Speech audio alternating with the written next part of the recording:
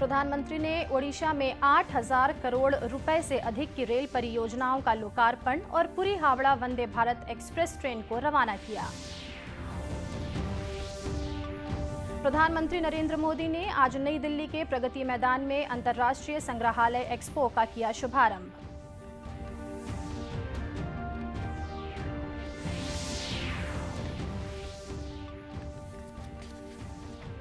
नए जिलों के मुख्यालयों में होगी विधानसभा की मतगणना। अतिरिक्त मुख्य निर्वाचन पदाधिकारी ने राजनांदगांव में लिया तैयारियों का जायजा।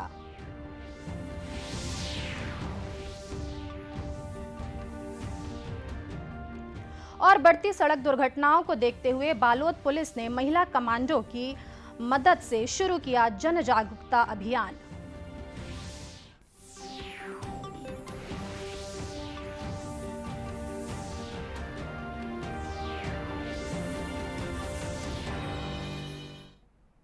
नमस्कार, आप देख रहे हैं दूरदर्शन समाचार। मैं हूं अमृता शर्मा और अब समाचार विस्तार से।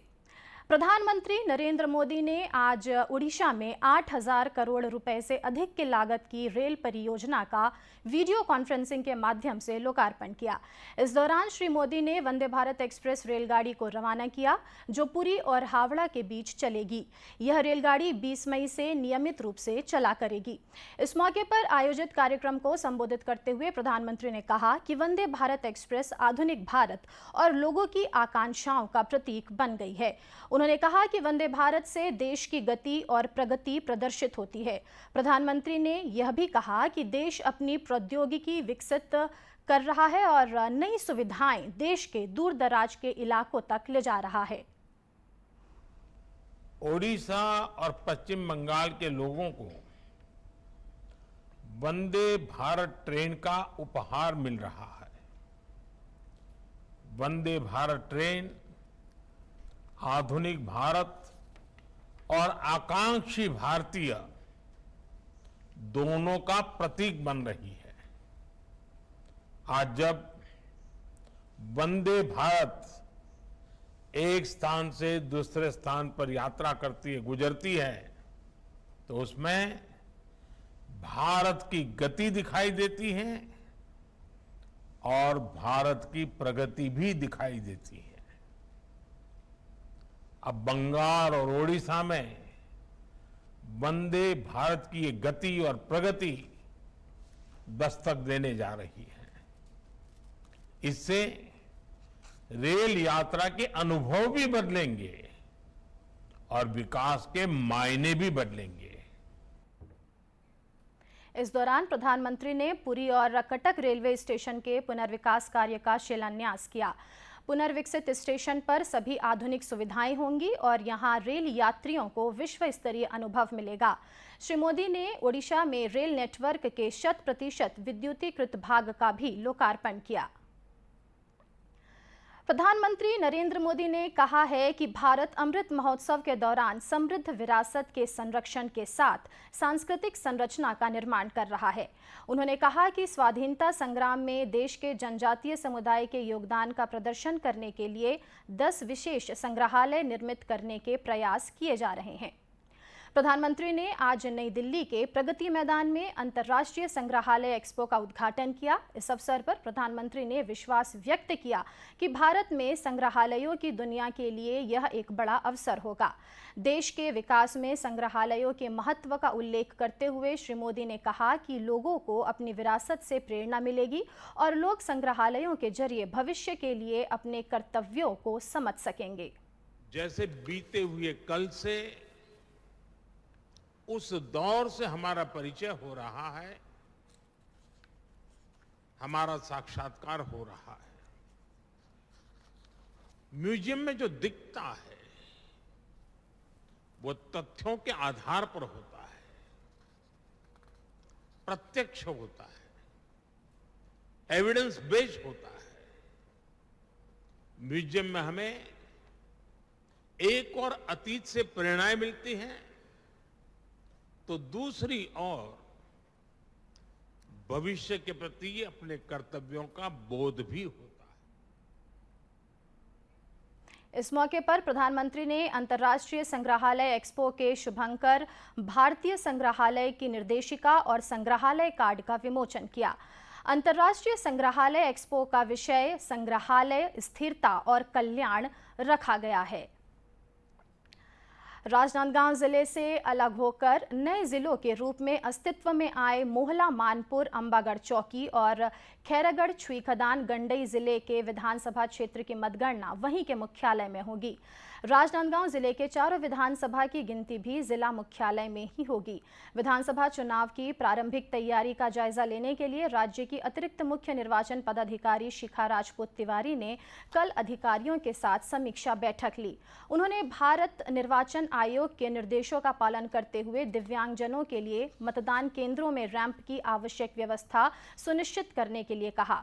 जिला उप निर्वाचन अधिकारी खेमलाल वर्मा ने बताया कि बैठक में राज्य की अतिरिक्त मुख्य निर्वाचन पदाधिकारी ने मतदाता सूची में नाम जोड़ने के लिए विशेष अभियान चलाने के निर्देश दिए हैं। अतिरिक्त मुख्य निर्वाचन पदाधिकारी श्रीमती शिखा राजपूत तिवारी मैडम आई थी। उन्होंने यहाँ पे जिला स्तर के अधिकारियों को निर्वाचन की तैयारियों के संबंध में बैठक लिया और इसके साथ साथ जो हमारे स्ट्रांग रूम है, वितरण वापसी स्थल है, उसके साथ साथ मतदान केंद्रों को की स्थिति का भी निरीक्षण किया गया और मतदाताओं को जागरूक करने के संबंध में चलाए जा रहे अभियानों की भी समीक्षा की। इसी क्रम में उनके द्वारा नव वधू जो विवाह होकर के गांव में आई हुई हैं, उनका नाम मतदाता सूची में जोड़ने के लिए किए जा रहे हैं प्रयासों का भी निरीक्षण किया और उन नववधुओं को साल श्रीफल दे करके मतदाता सूची में नाम जुड़ाने के लिए उनका सम्मान भी किया गया। गौरतलब है कि राजनांदगांव के 4 विधानसभा क्षेत्रों डोंगरगांव, डोंगरगढ़, खुज्जी और राजनांदगांव में वोटों की गिनती के लिए एफसीआई गोदाम को चुना गया है। श्रीमती तिवारी ने अफसरों को अगस्त महीने तक एफसीआई गोदाम को अपने नियंत्रण में लेने निर्देश दिए हैं। केंद्र सरकार के उपक्रम एसईसीएल की गेवरा कोयला खदान में विपरीत परिस्थितियों से निपटने के लिए केंद्रीय औद्योगिक सुरक्षा बल और एनडीआरएफ के जवानों ने मॉक ड्रिल किया। गेवरा खदान के प्रबंधन एसपी सिंह ने बताया कि एसईसीएल की कोयला खदानों में कर्मचारी कठिन परिस्थितियों में काम करते हैं, कई बार आपदा की स्थिति भी आती है। श्री सिंह ने बताया कि ऐसी स्थिति से सुरक्षित ढंग से निपटने और मानव जीवन की सुरक्षा के लिए एसईसीएल के मेगा प्रोजेक्ट गेवरा में मॉक ड्रिल का आयोजन किया गया।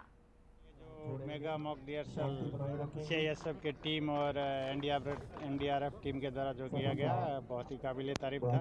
हम लोग हमेशा कठिन परिस्थितियों एनवायरनमेंट में काम करते हैं और ऐसी आपदाएं आती रहती है और इस आपदाओं को कैसे हैंडल किया जाए, किस तरीके से सुरक्षित हैंडल किया जाए, आप आज सभी ने देखा और जो उदाहरण सीआईएसएफ टीम और एनडीआरएफ टीम ने प्रस्तुत किया वह काबिले तारीफ था।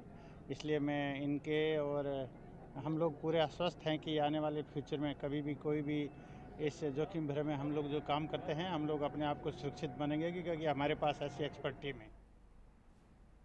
गेवरा खदान में आयोजित इस मॉक ड्रिल में स्काउट एंड गाइड के बच्चों ने भी हिस्सा लिया और सुरक्षा नियमों तथा मानव जीवन को बचाने के गुर सीखे। रंगमंच और ललित कलाओं को समर्पित संस्था संस्कार भारती छत्तीसगढ़ प्रांत के बैनर तले आज भिलाई में राष्ट्रीय वैचारिक संगोष्ठी और लोक कला साधक सम्मान समारोह का आयोजन किया गया। इस कार्यक्रम में देश के जाने माने 20 कलाकारों को भारत गौरव सम्मान, छत्तीसगढ़ के 65 कलाकारों को छत्तीसगढ़ कला रत्न सम्मान और 50 कलाकारों को कला साधक सम्मान से नवाजा गया। उद्घाटन सत्र के मुख्य अतिथि दुर्ग सांसद विजय बघेल थे। उन्होंने पत्रकारों से चर्चा करते हुए इस आयोजन के लिए संस्कार भारती संस्था को धन्यवाद दिया। श्री बघेल ने राज्य सरकार पर लोक कलाकारों की उपेक्षा करने का आरोप भी लगाया।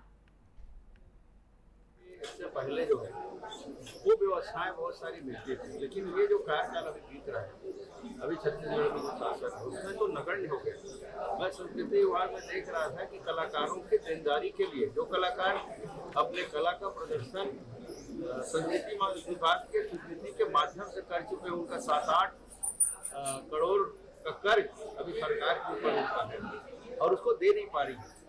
बाहर में जाके पैसे लुटा रहे हैं और अपने यहाँ के कलाकारों को जो तो वो कला दिखा चुके हैं, वो कार्यक्रम कर चुके हैं, उनकी राशि उनको नहीं मिल पा रही। ये दुर्भाग्यजनक बात है। सरकार बड़ी बड़ी बात करती है, लेकिन खिलाड़ियों के लिए कुछ नहीं है। उत्कृष्ट खिलाड़ियों का सम्मान हमेशा हर साल होता था, 3 साल से उनका नहीं हुआ है। संस्कार भारती छत्तीसगढ़ प्रांत के अध्यक्ष पद्मश्री डॉक्टर राधेश्याम बारले ने बताया कि इस आयोजन में आंध्र प्रदेश, झारखंड, उड़ीसा, महाराष्ट्र, उत्तर प्रदेश सहित 16 राज्यों के लोक कलाकारों ने भाग लिया। लगभग 16 राज्य के कलाकार इस मंच पर बधाई के सिविल सेंटर इंजीनियर भवन में उपस्थित हैं। जो इस आयोजन करने के मुख्य उद्देश्य है गांव के कलाकारों के उसको आगे बढ़ाने के लिए और जमीन चुने कलाकारों को मंच प्रदान करने के लिए आयोजन किया गया है। जो छत्तीसगढ़ के लुप्त होती विधा है उनको पुनः जागरूक करने के लिए उनका सुरक्षा समाधान के लिए आयोजन किया गया है।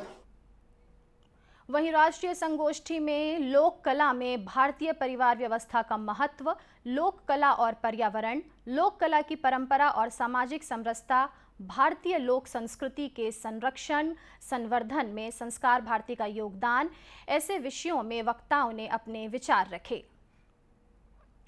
बालोद जिले में बढ़ती सड़क दुर्घटनाओं में कमी लाने के उद्देश्य से जिला पुलिस द्वारा बड़े पैमाने पर अभियान चलाया जा रहा है। चौक चौराहों और दुर्घटनाजन्य क्षेत्रों पर वाहन चालकों को नियंत्रित गाड़ी चलाने के साथ ही यातायात नियमों का पालन करने के लिए जागरूक भी किया जा रहा है। जिला पुलिस के इस कार्य में सामाजिक कुरीतियों के खिलाफ काम करने वाली महिला कमांडो भी सहयोग कर रही हैं। यह महिला कमांडो वाहन चालकों को रोककर धीमी गति से वाहन चलाने, हेलमेट का उपयोग करने और सीट बेल्ट लगाकर ही कार चलाने की समझाइश दे रही हैं। बहुत सड़क दुर्घटना हो रहे हैं और सड़क दुर्घटना में कई जान जा रहे हैं, कई तो छोटे बच्चे जा रहे हैं, गाड़ी उम्र नहीं हुआ है और एकदम रेसिंग से गाड़ी चलाते उसको हम लोग रोक रहे हैं और कई लोग कान में मोबाइल में गाना सुनते हुए जा रहे हैं। हम उसको बात कर रहे हैं कि आप गाना सुनते मत जाइए क्योंकि हॉर्न नहीं सुनाई देती है। कई लोग रेसी में गाड़ी चलाते हैं, आपर टिपर को नहीं देखते हैं, तो आप धीरे चलाइए ताकि आपर टिपर दिखे। कई लोग शराब पी रहे हैं और शराब पीकर एकदम ज़्यादा गाड़ी चला रहे हैं, तो हम लोग उसको मना कर रहे हैं कि शराब पीकर गाड़ी मत चलाओ। सहायक पुलिस अधीक्षक हरीश राठौर ने बताया कि यह अभियान जिले भर में चलाया जा रहा है। इसके साथ ही यातायात नियमों का पालन नहीं करने वालों के खिलाफ चालान की कार्रवाई भी की जा रही है। जिले में जो लगातार सभी सड़क दुर्घटनाएं हुई है उसके मद्देनज़र लगातार पुलिस के द्वारा वाहन चेकिंग कर लोगों को समझाइश भी दी जा रही है और जो नियमों का उल्लंघन करते हैं उसके खिलाफ चालानी कार्रवाई की जा रही है तथा जो हमारे ज़िले में सक्रिय महिला कमांडो हैं उनके द्वारा भी जगह जगह पुलिस को सहयोग करते हुए लोगों को समझाइश दी जा रही है कि लोग अपने जो 4 पहिया वाहन है जब उसको चलाते हैं तो ड्राइवर सीट बेल्ट और अन्य लोग सीट बेल्ट धारण करें, हेलमेट पहनकर टू व्हीलर चलाएं, शराब पीकर किसी भी स्थिति में गाड़ी न चलाएं, अधिक स्पीड में गाड़ी न चलाएं और यातायात के नियमों का पालन करें ताकि सड़क दुर्घटनाएं को रोका जा सके, नुकसान कम से कम हो या इस तरह से लोगों को महिला कमांडो। गौरतलब है कि जिले में 2 दिन पहले ही ट्रक और पिकअप की टक्कर में 6 की मौत हो गई थी। इस हादसे में महिला और बच्चों समेत 25 लोग घायल हो गए थे। और अंत में मुख्य समाचार एक बार फिर से। प्रधानमंत्री ने उड़ीसा में 8,000 करोड़ रुपए से अधिक की रेल परियोजनाओं का लोकार्पण और पुरी हावड़ा वंदे भारत एक्सप्रेस ट्रेन को किया रवाना। प्रधानमंत्री नरेंद्र मोदी ने आज नई दिल्ली के प्रगति मैदान में अंतर्राष्ट्रीय संग्रहालय एक्सपो का किया शुभारंभ।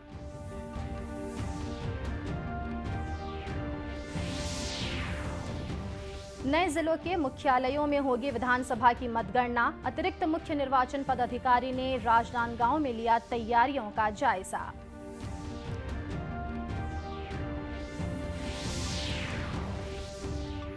और बढ़ती सड़क दुर्घटनाओं को देखते हुए बालोद पुलिस ने महिला कमांडो की मदद से शुरू किया जन जागरूकता अभियान। इसी के साथ यह समाचार बुलेटिन समाप्त हुआ। नमस्कार।